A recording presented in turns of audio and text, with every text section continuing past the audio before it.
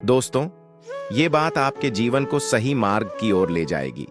कृपया ध्यान से सुनना। कृष्णा ध्यान मग्न होकर बोला, मुझे हमेशा लगता था कि जीवन में क्या मैं सही दिशा में जा रहा हूं। कोई मार्गदर्शन चाहिए था। किसी ने कहा कि गौतम बुद्ध की शिक्षाओं में जीवन के सारे उत्तर छुपे हुए हैं। क्या आप मुझे इसके बारे में कुछ और बता सकते हैं?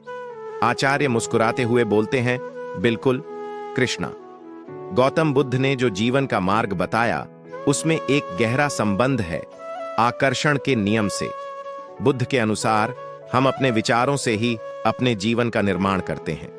कृष्णा उत्सुक होकर बोला, तो क्या इसका मतलब है कि हमें सिर्फ अच्छे विचारों को आकर्षित करना चाहिए? आचार्य ने कहा, हां बिल्कुल। बुद्ध ने कहा था, आप जैसा सोचते हैं वैसे ही आप बन जाते हैं।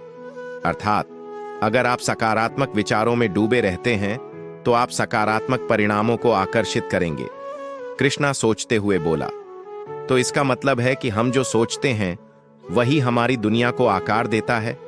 आचार्य बोले, बिल्कुल। बुद्ध की शिक्षा में मानसिक दृष्टिकोण बहुत महत्वपूर्ण था। यदि आप अपने मन को शांति और सकारात्मकता से भरते हैं तो आपके जीवन में भी शांति और समृद्धि आएगी। कृष्णा स्माइली के साथ बोलते हैं, तो हमें अपने अंदर की शक्ति को समझना चाहिए और उसे सही दिशा में प्रयोग करना चाहिए। आचार्य जी बोलते हैं, हाँ, गौतम बुद्ध ने यही कहा था।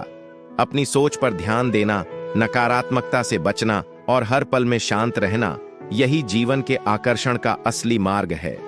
कृष्णा आत्मविश्वास के साथ बोलता है, यह सचमुच एक गहरी बात है। मैं आज से अपनी सोच को सकारात्मक बनाऊंगा।